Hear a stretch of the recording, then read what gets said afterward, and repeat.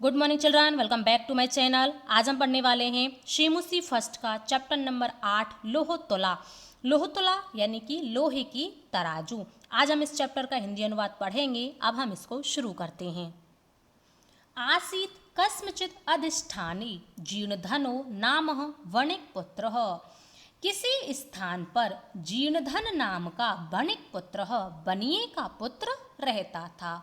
सह च विभव छयात देशांतरम गंतुम इच्छन वे चिंतयत।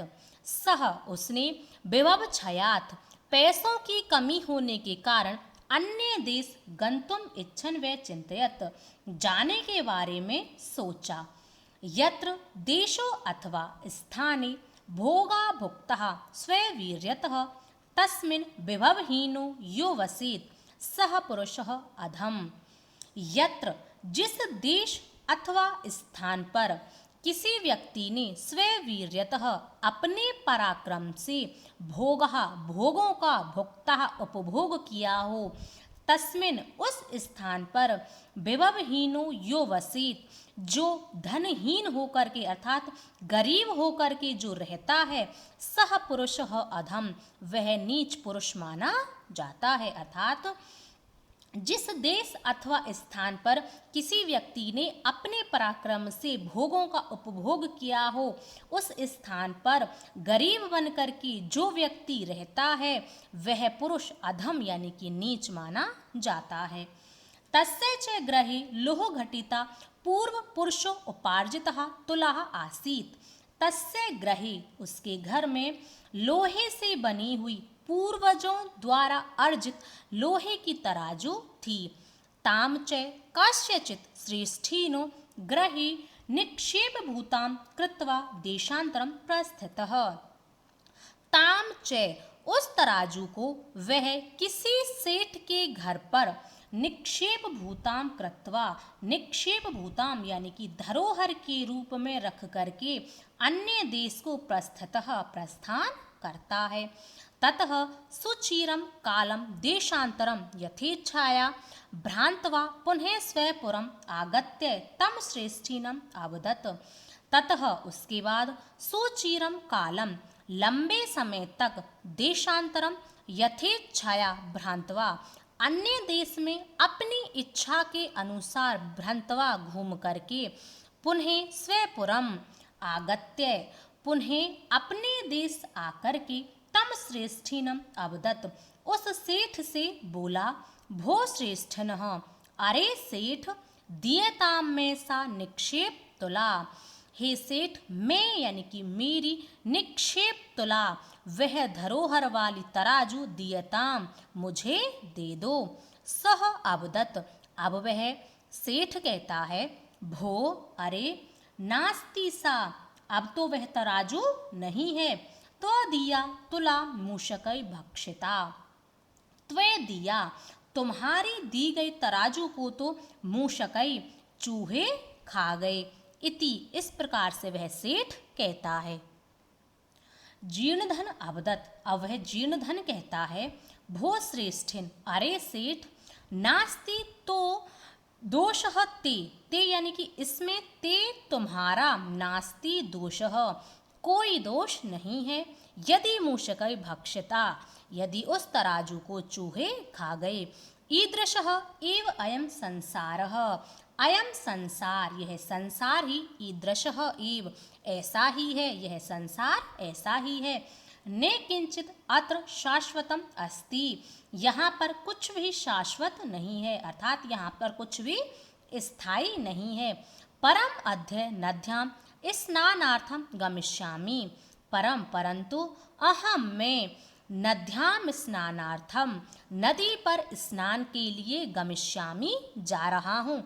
ततः त्वम आत्मीयम एनम शिशु धनदेव नामानम मया सह स्नान उपकरणम हस्तम प्रेषः।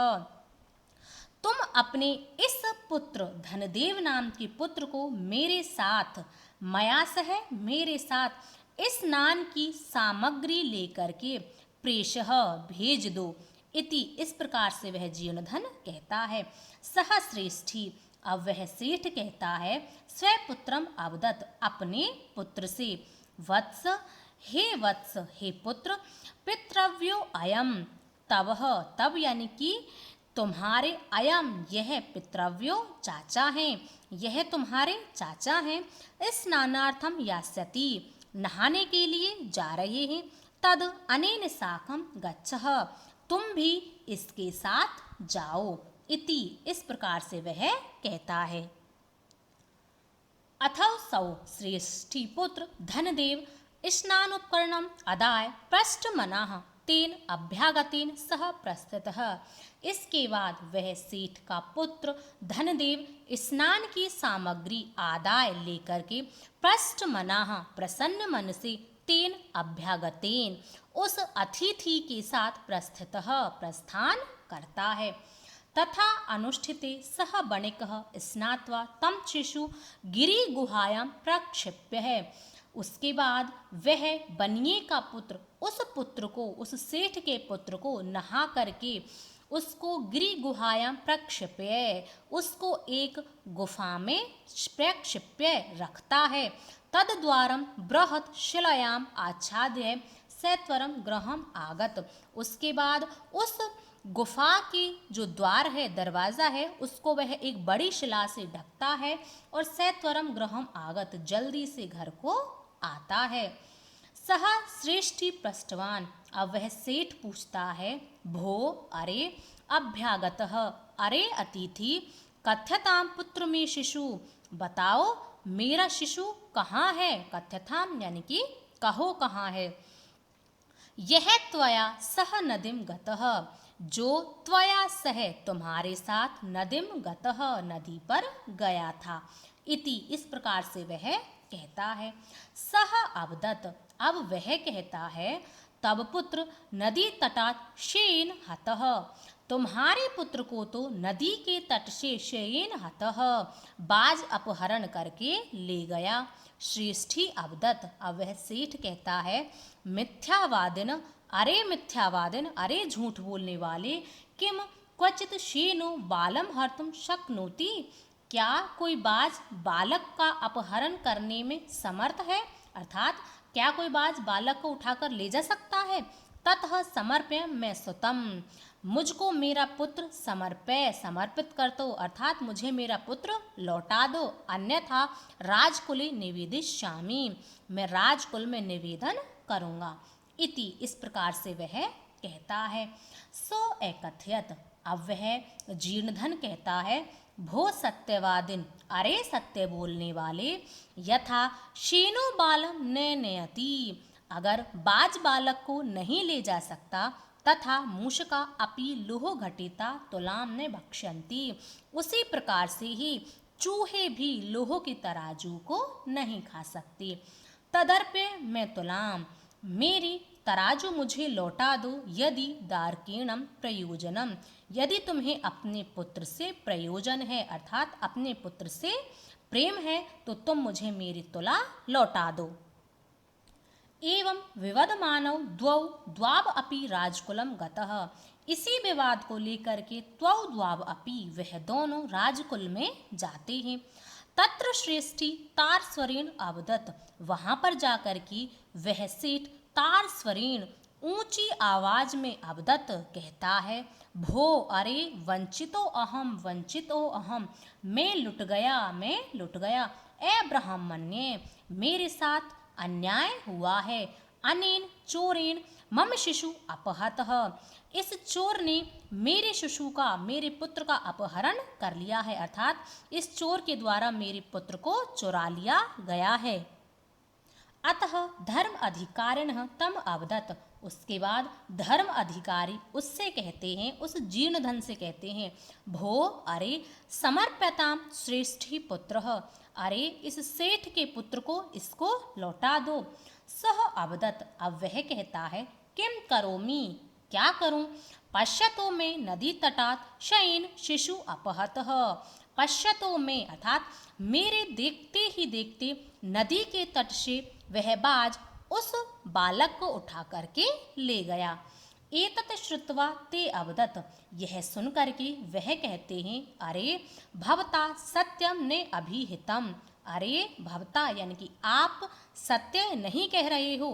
किम शयिन शिशु हर तुम समर्थो भवती, क्या एक बाज बालक को उठाने में समर्थ होता है, अर्थात क्या एक बाज बालक का अपहरण करके ले जा सकता है। सो अवदत, अब वह कहता है, भो भो, अब वह यानी कि वह जीर्ण धन कहता है, भो अरे, श्रूयताम मदवचः, अरे मेरी बात को भी सुनो। तुला लुह सहस्रस्य यत्र खादन्ति मूषकः, राजतंत्र हरेच शयेनो बालकम ने अत्र संशय। अरे मेरी बात को भी सुनो। यत्र जहाँ पर सहस्रस्य 1000 किलो लोहे की तराजू को खादंती मूषका चूहे खा सकते हैं, तत्र वहाँ पर हरेच शयनो बाज भी बालक को उठा करके ले जा सकता है, ने अत्र संशय, इसमें कोई संशय नहीं है। ते अप्रक्षण, अब वह पूछते हैं, कथम एतत्, किस प्रकार से, यानी कि ऐसा कैसे हो सकता है। ततः सह श्रेष्ठी सभ्य नाम अग्रे आदतः सर्वं वृत्तांतम निवेदयत, उसके बाद वह जो जीर्णधन होता है सभी सभासदों के सामने सारे वृत्तांत को सुना देता है। ततः उसके बाद न्याय अधिकारिणः विहस्य, इसके बाद वह जो न्याय अधिकारी होते हैं वह हंस करके त्वौ द्वाव अपि संबोध्य तुला शिशु प्रदानेन तोषितवन्तः, उन दोनों को तुला और शिशु यानी कि उसकी तराजू और बच्चे को आपस में दे करके दोनों को संतुष्ट कर देते हैं, अर्थात उस जीर्ण धन को उसकी तराजू लौटा देते हैं और उस सेठ को उसका पुत्र लौटा देते हैं और उन दोनों को संतुष्ट करते हैं। यह था आपका चैप्टर 8 का हिंदी अनुवाद। मैंने आपको बहुत ही अच्छे से करा दिया है, एक बार दो बार इसका रिवीजन कर लेना, आपको बहुत ही अच्छे से समझ आ जाएगा। वीडियो अच्छा लगा हो तो लाइक करें, शेयर करें और चैनल को सब्सक्राइब अवश्य कर लें। अब हम मिलेंगे नेक्स्ट वीडियो में, तब तक के लिए धन्यवाद।